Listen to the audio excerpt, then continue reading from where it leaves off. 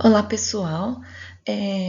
Para todos aqueles que estão assistindo, meu nome é Ana Beatriz, faço parte do GED, que é o Grupo de Estudos Discursivos, e nós temos feito alguns vídeos aqui no canal sobre as pesquisas do grupo, e é isso hoje que eu vou trazer um pouquinho para vocês. Minha apresentação tem como título O Conto de Fadas em Série, uma leitura bakhtiniana, que é um breve recorte da minha pesquisa de doutorado e que foi orientado pela professora doutora Luciane de Paula. Meu doutorado foi realizado na Unesp de Araraquara, pelo programa de pós-graduação em Linguística e Língua Portuguesa, em que eu trabalhei com o conto de fadas, principalmente com o seriado Once Upon a Time. Para quem não conhece, o Once Upon a Time é um seriado que foi desenvolvido pelas indústrias Disney, e a partir dele eu pego uma das principais personagens, é uma imagem bastante icônica que nós temos nessa produção, que é a personagem da Rainha Má, que também é conhecida como Regina Mills. Ela é a principal vilã que nós temos aqui nesse seriado, e é justamente essa vilania que eu tomo como objeto de análise da minha pesquisa.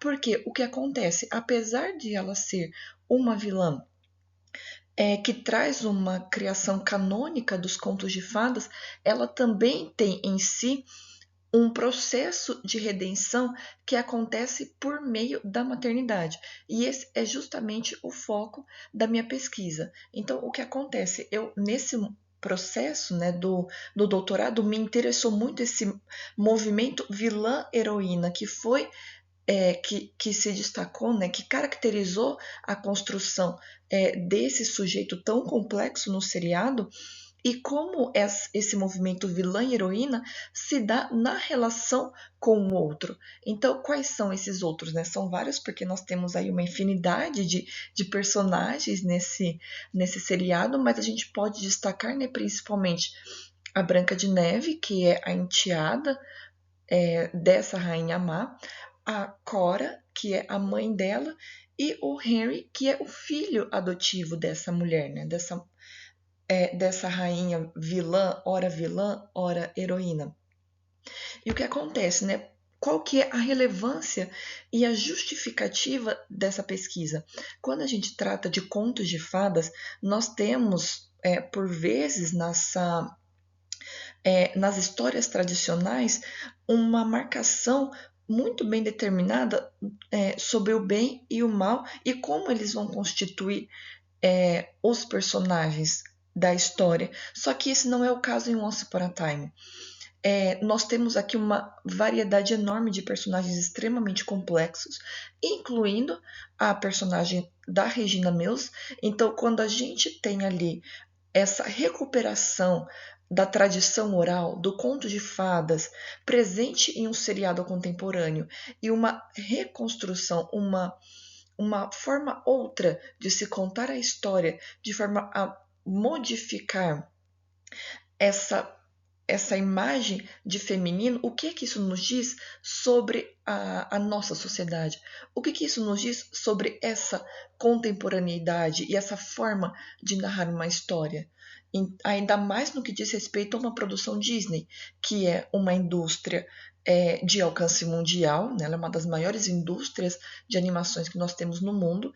Então, o alcance dela é extremamente grande, juntamente com esse alcance, a gente tem então como resultado um consumo intenso desses tipos de produtos e, consequentemente, de valores também. Então, essa é a relevância e a justificativa, né, para se analisar essa personagem, né, essa figura tão icônica e tão forte que é a Rainha Má no seriado de Once Upon a Time. E justamente, né, por tê-la ali nesse foco, que nós podemos ver como não só ela, mas todos os outros personagens, né, a narrativa propriamente dita de Branca de Neve, ela é extremamente importante porque é justamente essa narrativa, que a de Branca de Neve, eu digo, que vai ser utilizada como fio condutor para a construção ali das primeiras temporadas, né, do seriado. Os personagens que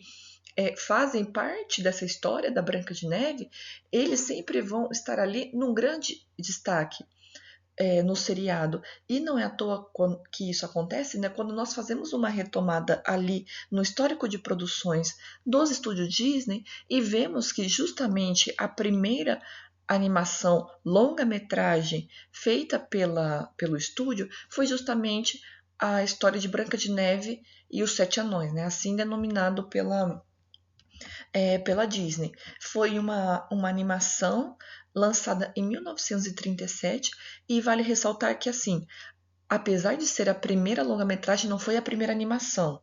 Né? Isso precisa ser bem pontuado porque naquele momento a indústria já tinha ali uma presença bastante forte com animações, mas com curtas. Né? Então, eles não tinham ali uma experiência de trabalhar com animações mais longas. Isso só veio começar com Branca de Neve.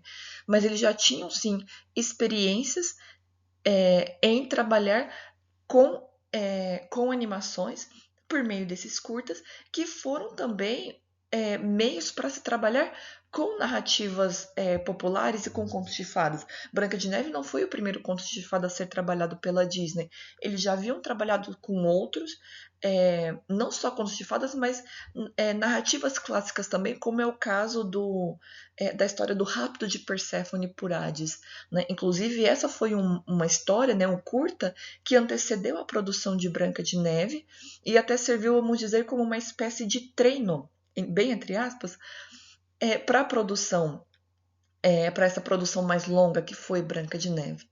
E assim como outras produções, né, as posteriores, Branca de Neve foi inspirada em uma história retirada de uma coletânea feita pelos irmãos Grimm. Para quem não está tão familiarizado com esses nomes, né, os irmãos Grimm foram pesquisadores alemães, né, muito ativos ali no século XIX, principalmente nas primeiras décadas, em que esses irmãos eles dedicaram toda uma vida de pesquisa na área filológica, e um dos seus principais trabalhos, junto com a gramática alemã, a construção de uma gramática alemã, a construção de um dicionário alemão, foi a compilação de histórias populares alemãs. E dentro dessa compilação, uma das mais famosas é com certeza a de Branca de Neve. Eu coloco aqui uma ilustração, né, e abaixo vocês vão ver aqui que eu pontuo 1812 e 1815, porque o que acontece? Duas edições, né, duas versões dessa compilação foram lançadas na Alemanha. A primeira não tinha certas anotações e certos destaques que foram feitos pelos irmãos durante essa compilação, certo? Então, eles vão, 3 anos depois, lançar outra edição que contemplasse essas notas, essas observações, que são observações principalmente acadêmicas, e que foram lançadas junto com as histórias, né, com as narrativas que eles mesmos compilaram. Então, perceba, né, que assim, essa tradição da contação de histórias, ela não é algo de agora, ela não é algo recente, né? Muito pelo contrário, a sociedade, desde que o homem vive em sociedade, tem-se a tradição de se contar histórias para se compreender o mundo, para que o homem entendesse o mundo que o cerca, essa natureza que o cerca. Então, até hoje, nós temos essa tradição de contar histórias, só que feito de formas outras. Né? Como a Disney, ela começou por fazer animações e agora ela traz ali o seriado. E justamente essa renovação de narrativas, justamente por nós termos esse contínuo hábito, esse contínuo fazer, esse contínuo narrar, é que é importante de nós observarmos nas nossas pesquisas, né, nos nossos trabalhos, porque isso nos diz muito como sociedade e como sujeitos. E o seriado de Once Upon a Time nos permite fazer isso, né? Nos permite não só voltar a essas narrativas, mas ver que nova forma é essa de contar histórias. E algo muito interessante que a Disney faz na produção desse seriado é utilizar não somente a narrativa de Branca de Neve, apesar de colocá-la assim como principal história, mas não somente ela. Durante as temporadas, o seriado ele é organizado em 7 temporadas e no decorrer delas nós podemos ver e observar uma variedade imensa de personagens e de narrativas, entre elas narrativas que a própria Disney já trabalhou no momento anterior, principalmente em animações. Então nós temos a presença de Cinderela, a Bela Adormecida, a Pequena Sereia, a Bela e a Fera. A gente vai ter também a presença de personagens de Aladdin, Mulan também, que logo ali na primeira temporada já faz ali sua aparição, Valente também aparece em temporadas posteriores, Frozen também. Coloquei alguns aqui só para a gente ter uma ideia do quão complexo e intrínseco foi a construção desse seriado, porque com todas essas narrativas, com essa variedade enorme de narrativas, nós temos ali um trabalho de conexão de histórias que foi feito para a construção desse seriado, enquanto o foco, né, esteve principalmente ali na história da Branca de Neve. E algumas considerações iniciais que eu trago aqui no vídeo é como fazer, então, a análise desse material, porque o que acontece? Nós estamos tratando aqui de um seriado, né, de um objeto ali de pesquisa, vamos dizer assim, que tem na sua constituição material o verbal, o vocal e o visual. Então a gente tem que dar conta, né, vamos dizer assim, de toda essa materialidade. E o que significa dar conta dessa materialidade? Isso quer dizer que essa construção, essa disposição de elementos vai nos fazer, né, nos leva, nos conduz a considerar certas ideologias, né, que são ali carregadas, que são reveladas nessa arquitetônica, nesse todo enunciativo que é o seriado, e também nesse movimento, nessa materialidade que nós vemos veiculado uma dialética existente entre a infra e a superestrutura na constituição da materialidade de linguagem. Então, assim, o que isso quer dizer? Quando nós temos um enunciado, que como é o caso de um seriado, nós não o observamos simplesmente pela sua construção.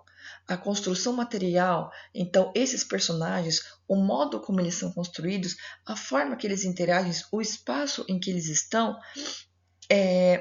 eles são revestidos de valores históricos socioculturais que são sempre renovados. De que forma? A partir da relação que nós estabelecemos com outros enunciados. Vejam que, para eu conseguir explicar sobre o Once Upon a Time, né, sobre esse seriado, eu precisei fazer um retorno, né, tanto para a animação de Branca de Neve, quanto para o conto de fadas que foi compilado pelos irmãos Grimm. Por quê? Porque não tem como dissociar esses enunciados e vê-los separadamente. Eles estão intrinsecamente ligados e os elementos que o constituem, tanto o conto quanto a animação, possuem ali uma compreensão fundamental para nós entendermos o que é o seriado hoje.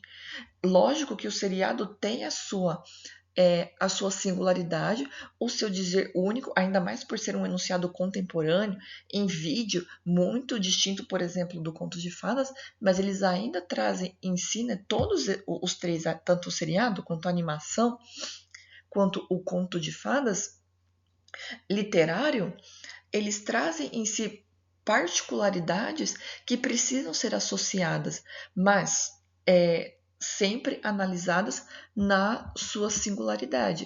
E é nesses aspectos singulares que nós vamos ver esses valores renovados. Então, o que nós tínhamos ali naquele conto do século XIX, que embasa a construção do seriado contemporâneo, mas quais são os aspectos que revelam esses novos valores? Isso é um pouquinho do que nós vamos tratar aqui agora. E de que forma essas análises, essas leituras, elas são fundamentadas? Aqui, durante o doutorado, eu utilizei como fundamentação teórico-metodológica a filosofia da linguagem do Círculo de Bakhtin, que propõe uma concepção de linguagem baseada na dialogia, ou então nas relações dialógicas. E o que isso quer dizer? Quer dizer que o círculo ele não vai observar qualquer produção, qualquer manifestação de linguagem que seja. No caso, a gente está tratando de um seriado, mas eles vão falar bastante do objeto literário, por exemplo.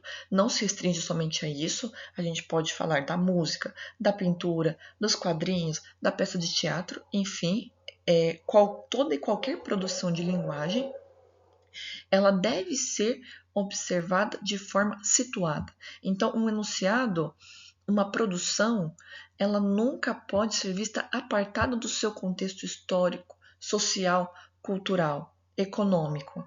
Isso tudo precisa ser considerado quando nós vamos tratar de um objeto estético. Não somente, mas aqui a gente nós estamos tratando de um seriado televisivo, então é nisso que nós vamos focar. E o que acontece? Como eu disse para vocês, especificamente estamos analisando a personagem da Rainha Má, da Regina. Então, quando eu pego esse seriado e eu o situo como uma produção da Disney, que foi feito em 2011, eu coloco ali diversos valores que ajudam, né, que constituem não só esse objeto estético, mas que tem ali na sua configuração, na sua constituição, um determinado horizonte ideológico, vamos dizer assim, que revela os valores específicos. E que valores específicos são esses? No caso aqui, das indústrias Disney. Então, eu estou aqui tratando, por exemplo, de uma personagem feminina, de um sujeito mulher.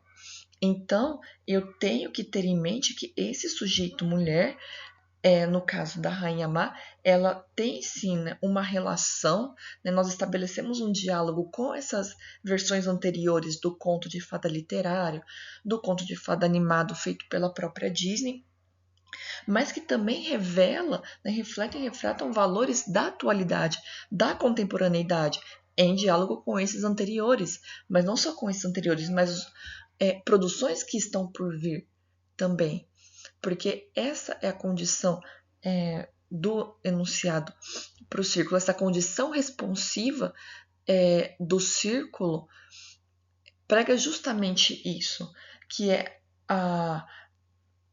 pensar o objeto estético de forma que ele por si foi construído de tal forma, pensado de tal forma, em diálogo com o meio em que ele foi produzido, mas pensado para um determinado público, pensado e construído já considerando respostas que virão. Então, é nessa fundamentação, né, é com esse embasamento que nós fundamentamos o nosso trabalho. E tudo isso a partir de, né, de um método, né, um método dialético-dialógico. E por que nós colocamos aqui no método dialético-dialógico? Essa nomenclatura, né, dialético-dialógico, foi colocado e pensado pela professora Luciane de Paula, em que ela demarca nessa nomenclatura o movimento ininterrupto de valores, de respostas que nós vemos ali quando analisamos um determinado objeto. Né? Então, foi a partir desse método, né, desse movimento de respostas entre animações, entre contos, entre seriado, que o método dialético-dialógico nos proporciona ali um fio condutor para analisar a nossa personagem, que é a Rainha Má.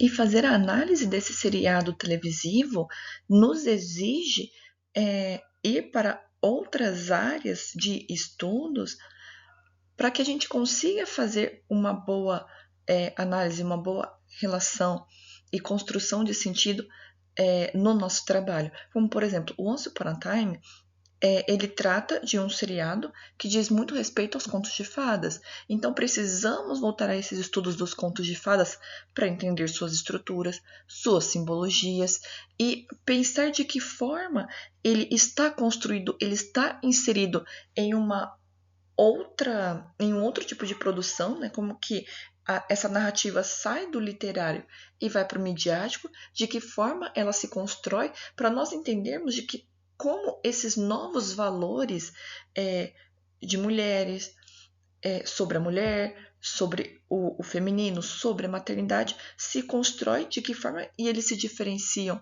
desse conto de fadas que veio antes dele. E não somente isso, o conto de fadas, ele traz muito em si o aspecto ritualístico. É uma marca muito forte dessas narrativas populares, que é um resquício que eles terão da própria mitologia. Né? De que forma? A mitologia, ela nasce na civilização, na sociedade, como uma forma que o homem encontra de entender, compreender ali a natureza, esse mundo que o cerca, por meio da história, por meio do narrar. Então, o que acontece? Essas histórias, esse ato de narrar, ele não somente vem ali como uma forma de se passar uma história, mas se trata de uma vivência. Por isso que a gente fala de práticas ritualísticas, porque muitas vezes o sentar para ouvir ou contar uma história significa uma prática. Você precisa ter atingido um determinado ponto na sua vida, ter passado por um determinado amadurecimento para você ouvir uma determinada história. Então, a mitologia, ela se faz presente ali, de certa forma, nos contos de fadas, né? Os contos de fadas, eles vão trazer essas reminiscências mitológicas de várias formas, mas uma daquelas que nós nos centramos e nos focamos bastante, né? Nós dedicamos ali para desenvolver é a concepção de arquétipo feita por Jung. Por quê? Porque nós nos focamos aqui na maternidade. De que forma? A maternidade, ela se faz presente no seriado de Once Upon a Time de diversas formas, mas uma bastante forte é a maternidade como um meio de redenção de mulheres. E a gente vê isso muito forte na construção da personagem da Regina, né, como a gente já disse anteriormente. Então, que maternidade é essa que vai estar relacionada à figura dessa rainha má, reconstruída, recontada nesse seriado televisivo? A gente sabe, né, quando a gente volta ali para os estudos dos contos de fadas, a maternidade é um tópico primordial, porque nessas narrativas, da mesma forma que a figura do bem e a figura do mal são tratadas, são trabalhadas de uma forma bastante específica e muito linear, né? Nós temos ali muito bem determinado o personagem que é bom e o personagem que é mau. E isso se aplica também à maternidade. Quando eu olho para a figura da Rainha Má, no conto da Branca de Neve, né, ela sendo madrasta da Branca de Neve, a gente tem ali claramente a figura de uma mãe que é má com a sua enteada. E a concepção de arquétipo nos ajuda a analisar essa figura materna, essas figuras ali da maternidade, justamente porque Jung é um pesquisador de base psicanalítica que vai tratar e vai utilizar muito do conto de fadas para poder compreender essa concepção, essa ideia do arquétipo materno, né? Essa forma que ele vai chamar. E vai mostrar como isso está muito recorrente, não só nas narrativas de contos de fadas, mas nas narrativas mitológicas também. Então, percebam as várias áreas de estudo que nós temos ali que abordar e tratar e investigar para poder conseguir desenvolver um estudo, desenvolver uma análise e uma construção de sentido sobre a figura da Rainha Má nesse seriado televisivo. E para ver de que forma essas relações são feitas, de que forma elas entram em consonância no momento da análise, eu trouxe uma figura para fazer justamente esse exercício. Aqui, essa primeira figura que está aparecendo aqui na tela para vocês é a abertura do seriado de Once Upon a Time, que ele é feito de uma forma padrão. Com frequência, nós vamos ver esse cenário mais escuro, esse cenário de floresta, com pouquíssima visibilidade, sempre nessa paleta bem fria de azul, prateado, alguns tons de branco, cercada por essa luz mais centralizada, né? Na verdade, aqui a luz está centralizada, e em volta nós temos essa sombra, né? Esse quadro, essa moldura mais escura. E de que forma essa montagem foi feita? Porque, como vocês podem perceber, eu tenho aqui 2 fileiras e em cada uma eu tenho 4 quadros. Esses quadros, né, que eu chamo de fotogramas, e esses fotogramas eles são extraídos com auxílio de um programa específico, que é o Adobe Premiere, em que ele me permite fazer o recorte e colocar quadro por quadro, né, cena por cena, com uma distância de tempo específico. Né? No caso, por uma questão metodológica, eu decidi que a diferença de tempo entre cada quadro seria de 1 segundo. Ah, mas por que 1 segundo? Porque essa distância, né, de tempo, ele dá mais detalhes de movimento, e esse detalhe de movimento nos é muito caro na hora de fazer uma análise. Aqui, como vocês podem ver, eu consigo ver o momento inicial em que as letras do título estão dispostos. Aqui eu acho que fica um pouco mais claro a partir do terceiro quadro da primeira fileira, em que bem no canto direito, do canto direito indo para o canto esquerdo, né, como a gente consegue observar ali nos próximos quadros, nós temos uma pessoa em um cavalo, né, e esse cavalo ele percorre ali o espaço onde estão os títulos, né, ele começa ali no finalzinho da letra E em direção à letra O, e aí esse cenário, né, essa abertura, ela se encerra, né, ela tem esse processo esse processo de encerramento conforme essa floresta, né, esse cenário se escurece, né, para poder ditar ali um movimento de finalização. Então, todas as cenas com que eu trabalho durante o seriado, elas são feitas dessa forma. Nem todas vão estar dispostas ali em 2 fileiras de 4 de 4 quadros. Isso vai depender muito da extensão da série, da extensão da série não, me desculpe, da extensão da cena, porque às vezes eu tenho cenas de 15 segundos, às vezes eu tenho uma cena de 30 segundos, então eu vou organizá-las, né, de forma a depender da quantidade de quadros que eu tenho para analisar aquela cena.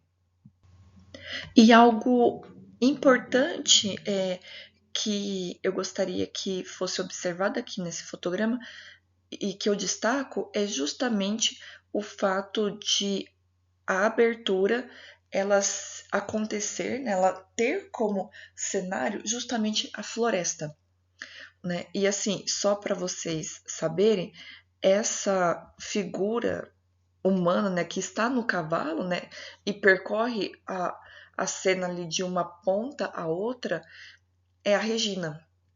Porque nesse episódio em específico, ele vai falar sobre vai falar um pouco sobre o passado da Regina, né? Então, assim, ela, quando era um pouco mais nova, e que tem uma relação muito forte com o espaço da floresta e com o cavalo também, né? Que é um animal que marcou muito o passado dela. Então, aqui a gente vai entender, né? Eu coloquei essa figura aqui no primeiro momento para a gente observar como o espaço da floresta é tão importante aqui no seriado e como essa construção da floresta ela não está, ela não é algo que foi criado do nada. Né? Ela tem ali ela traz em si, nessa construção, nessa paleta de cores, com esses tipos de letras, com esse movimento do cavalo, ele traz ali uma tradição da narrativa popular do que é a floresta. Né? E a gente vai ver isso num trechinho do conto da Branca de Neve. Para aqueles que desconhecem a narrativa de Branca de Neve, eu vou tentar resumir aqui um pouquinho, só para não ficar tão descontextualizado, mas é uma narrativa que vai falar sobre, basicamente, a inveja que a Rainha Má tem pela sua própria enteada, que é a Branca de Neve, só pelo fato de dela, a Branca de Neve, ser mais bonita do que a rainha, a ponto da rainha querer matá-la. Então, a primeira tentativa é mandar o caçador matar Branca de Neve, levando-a para um bosque, né, para uma floresta. Então, o caçador a leva para uma floresta a fim de matá-la, mas ele não consegue. Ele manda a menina fugir e leva o coração de um animal qualquer como prova da morte da Branca de Neve para tentar enganar a rainha. E nesse momento, né, de abandono da Branca de Neve na floresta, a gente tem o conto da seguinte forma. A pobre menina foi deixada sozinha na vasta floresta. Estava tão assustada que ficou a olhar para cada folha de cada árvore, sem saber o que fazer. Depois começou a correr, passando sobre pedras pontudas e entre espinheiros. De vez em quando, feras passavam por ela, mas não lhe faziam mal. E é muito interessante, né, quando a gente observa ali, então, a floresta, né, que nós acabamos de ver ali em Once Upon a Time com a abertura, porque ela traz ali esse ambiente sombrio, hostil, escuro, amedrontador, que é passado já pela Branca de Neve ali no conto dos Irmãos Grimm desde o século XIX. Só que essa tradição dessa floresta que amedronta, que coloca o herói ou a heroína à prova, é algo que se tem presente desde os tempos mitológicos, né? Como a gente pode ver aqui nesse trechinho, né? Nesse próximo trecho que eu destaquei, do Vladimir próprio, que assim diz. A mesma coisa é evidente em materiais antigos, onde já foi observada há muito tempo. Em sua maioria, as entradas do mundo subterrâneo eram cercadas por uma floresta impenetrável, e essa floresta era um elemento permanente na forma como se imaginava a entrada do Hades. Ovídio menciona em As Metamorfoses. O livro sexto da Eneida descreve a descida de Enéas aos infernos. Abre aspas aqui. Havia uma caverna profunda que se abria monstruosa no rochedo, como um vasto abismo protegida por um lago negro e pelas trevas dos bosques. Tanto Ovídio como Virgílio dão a essas concepções uma representação literária, mas essa deixa entrever o que foram tais concepções. Então, aqui nesse trechinho, a gente já pode ver o papel forte que se tem da floresta nessas narrativas tradicionais, né? Nessas narrativas populares. Como, por exemplo, é o caso tanto das narrativas de Virgílio quanto das de Ovídio. E aqui, né, o próprio é muito interessante que ele vai apontar como o Ovídio vai trazer essa imagem da floresta na parte que se intitula As Metamorfoses. E é muito interessante esse nome porque, né, metamorfose, ele evoca o sentido, a imagem de mudança. E essa imagem de mudança, ela está muito relacionada à floresta, quando a gente retorna ali aos contos populares ou às narrativas mitológicas. É um momento de quando o herói ou de quando a heroína passa por uma floresta, ele está ali em um momento de provação. E esse momento, né, de provação, a depender de como o herói ou a heroína passa por ele, indicará o quão preparado ele ou ela estará para a próxima etapa ali da vida, da narrativa, enfim. Então, quando a gente lembra, né, da floresta ali, da abertura, né, vamos retomar ali que a gente tem novamente essa imagem de uma floresta sombria e colocado aqui, ó, apontado pelo próprio de uma caverna que se abria monstruosa no rochedo como um vasto abismo e era protegida por um lago negro e pelas trevas dos bosques. Então, os bosques, vejam bem, eles não estão colocados aqui como iluminados, como algo aberto, convidativo. Não, muito pelo contrário. Ele é tomado por uma penumbra, ele é tomado pelo mistério, pelo desconhecido e automaticamente, né, consequentemente, pelo medo, né, que será sentido pelos heróis ou pelas heroínas da narrativa. E muito interessante quando a gente observa e relembra como essa floresta se constrói e está presente em Branca de Neve. No caso aqui, a animação.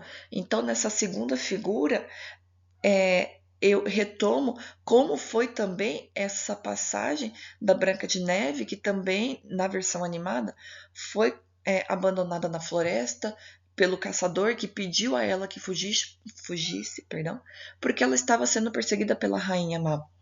Então, aqui, como vocês conseguem observar nessa figura, uma observação, essa figura, ela foi feita, né, teve os quadros extraídos da mesma forma que a figura anterior, né, então com a ajuda do programa Adobe Premiere, para que a gente pudesse observar como é essa floresta enfrentada pela Branca de Neve. Então aqui, essa floresta monstruosa, vivenciada pela heroína do conto, é também vivenciada pela heroína da animação. Então aqui a gente vê galhos que se transformam em mãos monstruosas, ossudas, ou as árvores, elas são muito maiores, né, como a gente pode ver, do que a própria Branca de Neve. Então, assim, como isso causa uma sensação não somente de superioridade da natureza em relação à Branca de Neve, mas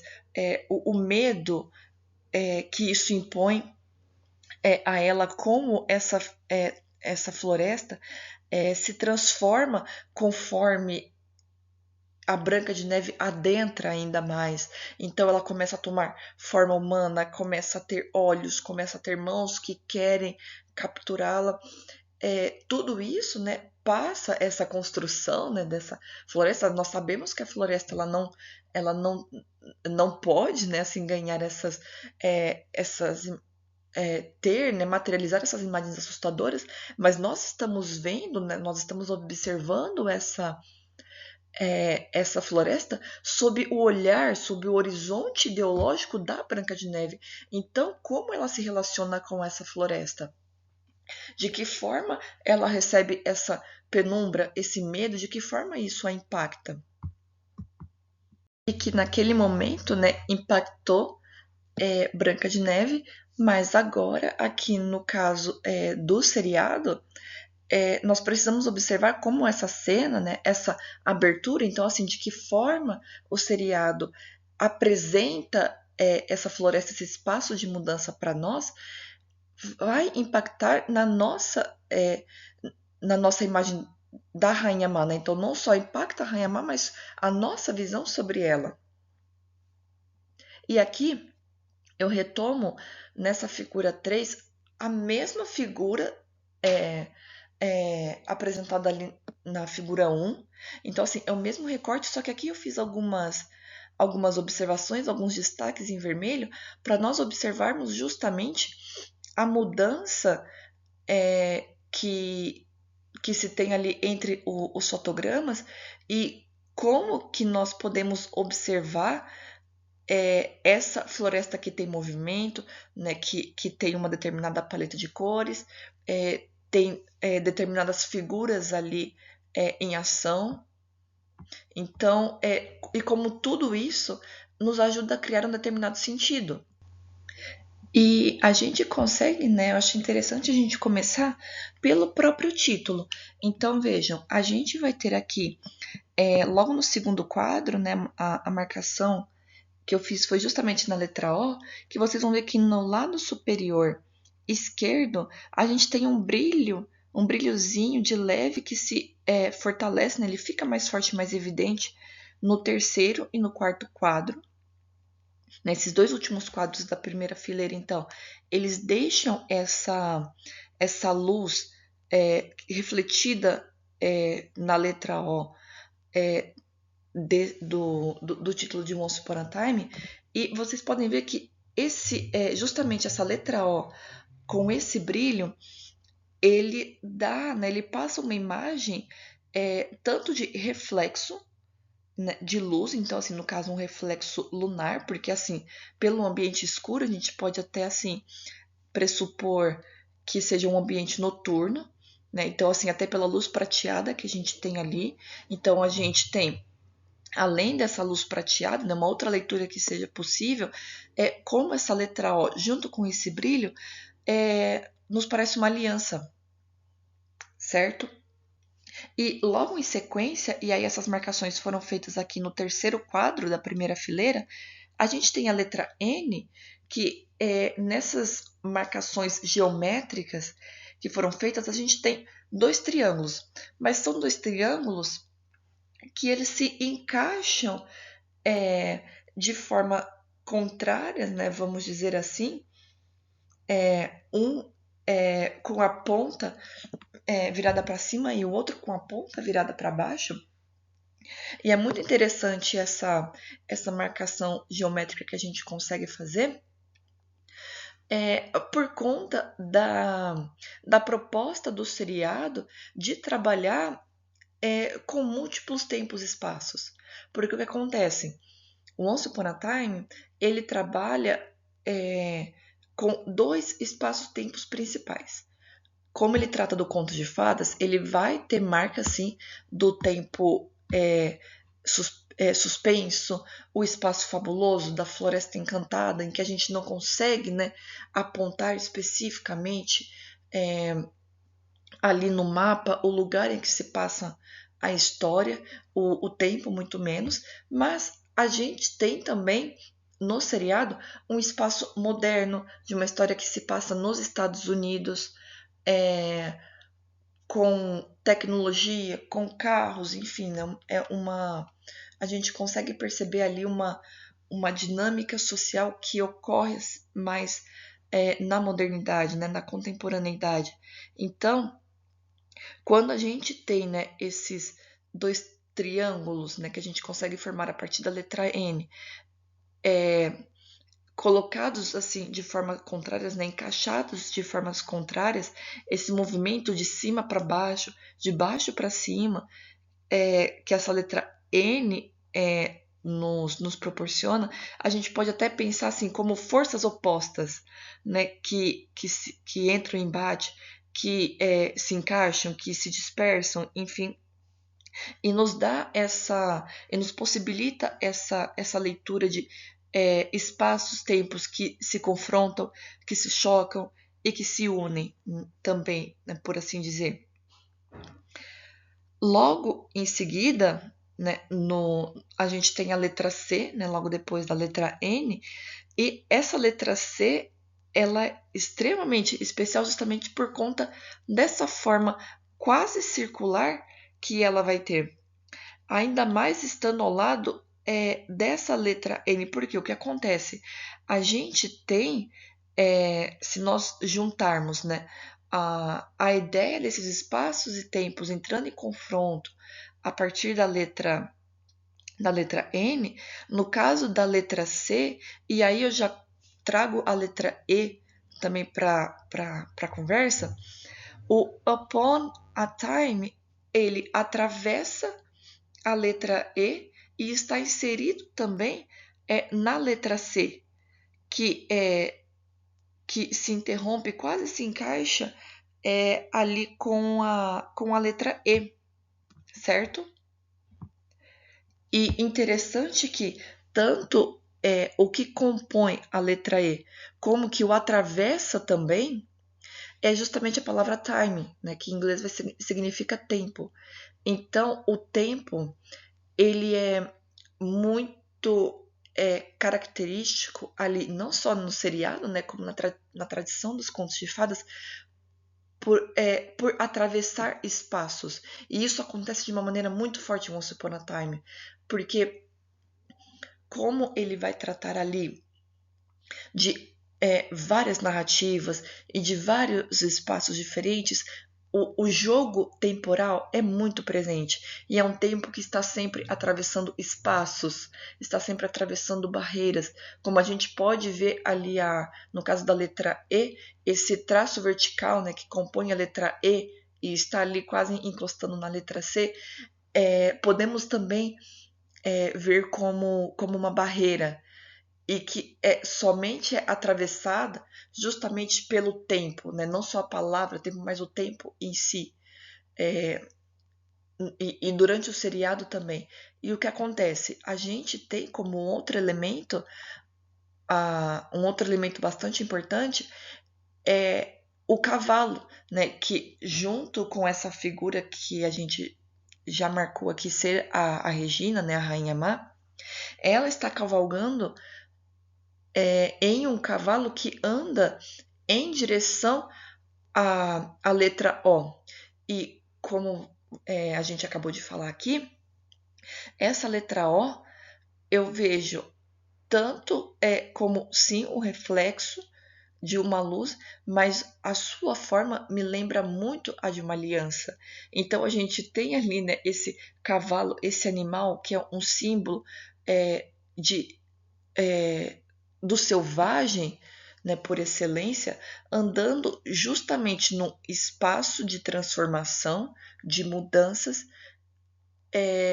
indo em direção justamente a essa figura de aliança, né, a essa letra O. E é justamente depois de passar por essa figura de aliança que a abertura se encerra, né, ela escurece, né, como um teatro, né, que fecha ali as cortinas para dar espaço para a próxima cena, que será justamente a da Regina. Né? Como a gente consegue ver aqui nesse primeiro quadro, a imagem está um pouco mais escura, porque ela dá continuidade a figura anterior, né, do encerramento da abertura para a abertura dessa cena que começa com a Regina justamente segurando um anel, né? E esse anel não é qualquer anel, é uma aliança de compromisso. Que ela olha, né? A gente tem esse semblante bastante carregado, com essa testa franzida, com essa sobrancelha franzida também, que dá um aspecto carregado para o olhar dela, mas esse olhar carrega não só uma seriedade que é muito típica da Regina, né? Quando eu digo Regina, pessoal, só para vocês entenderem, é o nome que ela tem no espaço moderno de Once Upon a Time, né? Enquanto que, obviamente, né, no espaço maravilhoso da Floresta Encantada, ela tem o nome, sim, de Regina, mas é mais conhecida como a Rainha. Então, esse semblante sério, austero, que é muito comum dela, nesse momento não deixa de ter, mas é marcado por uma certa nostalgia dolorosa, né? Uma lembrança.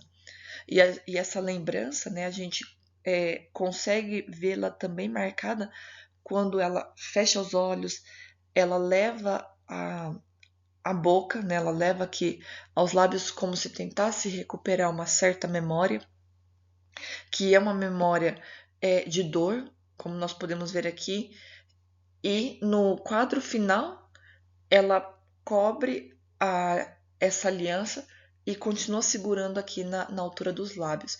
E é interessante como ela começa assim a cena, né, dela olhando para a aliança, mas a aliança ela vai direto aos lábios. E essa aliança que ela vai direto aos lábios, a gente consegue até relacionar como uma memória, como uma aliança, né, propriamente dita, que tem a ver com um carnal, com um passional, justamente por ela estar, por ter esse toque, né, da aliança com a boca, que é justamente a forma que ela consegue evocar a memória dela. E essa memória, não à toa, ela está sim ligada, de certa forma, ao cavalo que nos foi mostrado, né, nos foi apresentado ali na abertura do seriado, porque isso tem a ver com o passado dela, o que quebra, né? A gente vê então assim que existe uma certa ruptura da imagem da Regina, porque ela sempre se apresenta com essa forma monárquica de poder, de controle, e que o controle diverge muito da imagem do cavalo por conta do simbólico selvagem que ele evoca.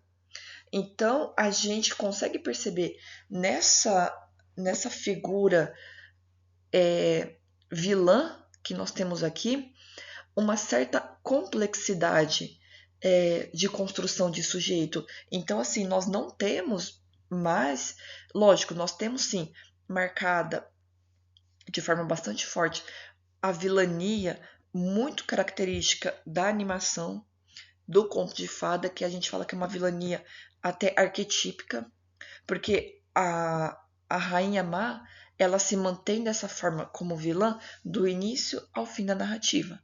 Só que aqui o seriado propõe uma mulher, lógico, vilã, que destrói, que mata, que sequestra, enfim, que tortura, mas ela é um sujeito muito mais complexo, né?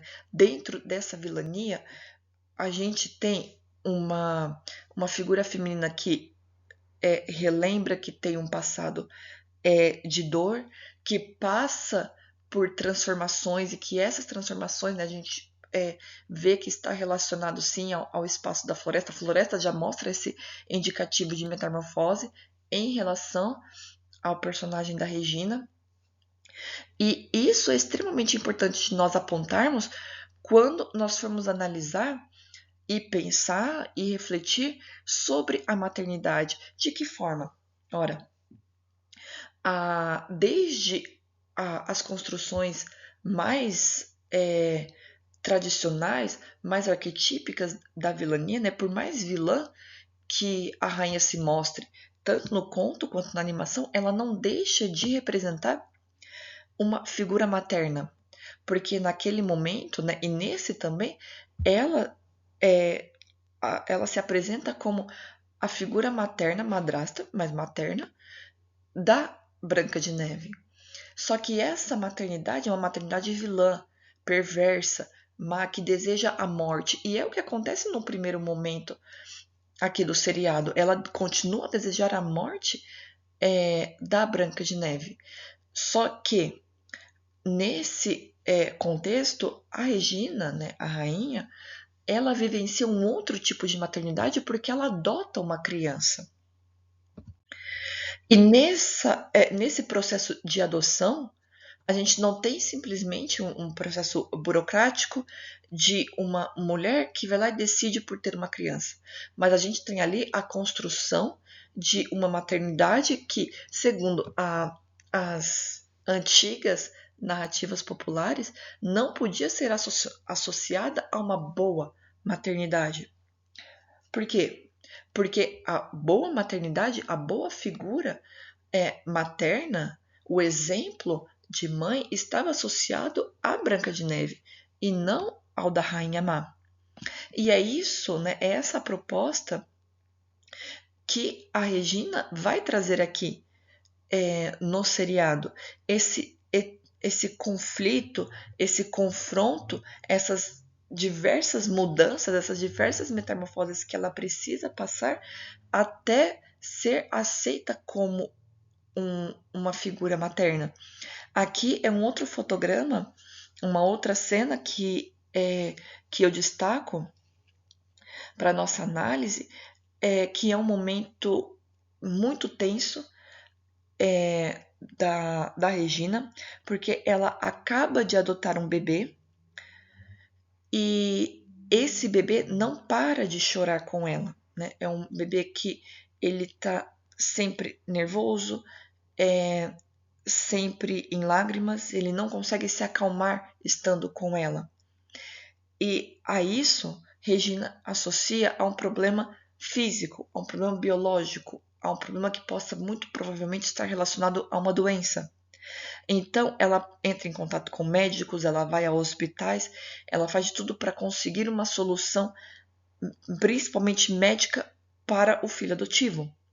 E nessa cena, enquanto ela faz uma ligação, ela pede para que a Branca de Neve, né, essa figura aqui da Branca de Neve que está segurando o bebê no primeiro quadro, segure a criança para ela enquanto ela faz essa ligação. E no momento em que a Branca de Neve, que nesse contexto contemporâneo, ela é chamada de Mary Margaret, no momento em que ela segura o bebê, ele para de chorar imediatamente. E é nessa hora que a Regina descobre que o problema não está no bebê, não existe um problema físico, um problema médico com a criança. O problema está nela. De a criança, não só a criança não aceitá-la como mãe, né? Nós não temos somente esse tipo de problema, mas uma questão social, né? A sociedade, o meio em que ela está inserido, não a reconhece como mãe, não a reconhece nesse papel, nessa função social que é considerada, socialmente falando, pelo viés conservador, a maior função feminina, né, o maior papel social que existe para uma mulher. Então, veja que assim, na cena a gente consegue ver assim, elementos de própria constituição da cena que mostra como a Regina diverge completamente da maternidade. Aqui, só para vocês entenderem, é uma área médica, eles estão, as duas, né, elas estão em um hospital na ala infantil, onde a Mary Margaret, ou a Branca de Neve, faz um serviço voluntário.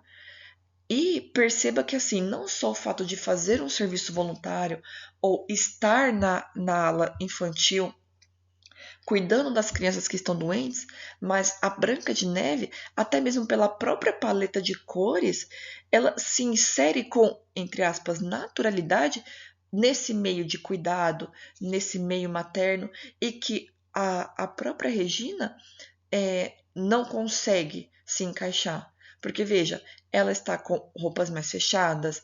Aqui, não sei se conseguem ver bem, mas ela está usando uma roupa bastante social, né? Ou seja, bastante social, porque ali a gente tem a evocação dela como uma mulher profissional, ela é prefeita da cidade, ou seja, ela está numa posição de poder, vestindo uma camisa social, um colete escuro, um casaco pesado. Então, tudo nela remete ao que se considera oposto ao da mulher mãe. Remete ao poder, remete à figura pesada, intensa, marcante, de presença, coisa que não acontece com a Branca de Neve. Veja, ela usa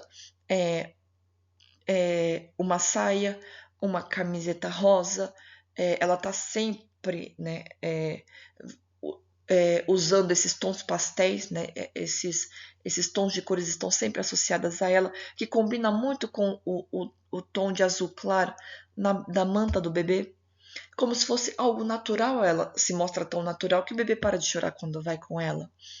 Então, perceba como o seriado, ele, ao mesmo tempo, né, que ele mostra certa complexidade em relação a figura da Regina, ele também vai resgatar imagens arquetípicas da maternidade. O que se define como uma boa mãe e o que se define como uma mãe má, que não sabe atuar nesse papel, o que se diz dela e como ela é configurada esteticamente. Certo? A Regina, outro ponto também, ela tá sempre com uma maquiagem extremamente carregada, extremamente forte e marcante, assim como é a personalidade dela. Então veja que a gente tem aí vários elementos, várias cores, vários ângulos de câmera, o jeito que muito mais gentil que a Branca de Neve olha para o bebê é muito diferente dessa expressão carregada que a Regina traz. Por quê? Porque a maternidade ainda não está relacionada a ela, a essa figura, porque ela não passou ainda pelo processo de mudança necessário para ser o que é considerado pelas indústrias Disney, por esse horizonte ideológico estadunidense em que a indústria Disney se encontra, do que é uma boa mãe. Isso só vai ser reafirmado, concretizado e aceito a partir dos moldes da Branca de Neve, a partir do momento em que a Regina se assemelha, se aproxima aos valores, esteticamente falando, da Branca de Neve. Então, com essas considerações, com essas breves análises, eu tentei trazer assim aqui um pouquinho nesse vídeo como a gente consegue ver a partir do seriado, né, de Once Upon a Time, ou Era Uma Vez, como é a tradução feita para o português brasileiro, certas manifestações culturais que a gente só consegue ver, obviamente, manifestados na linguagem.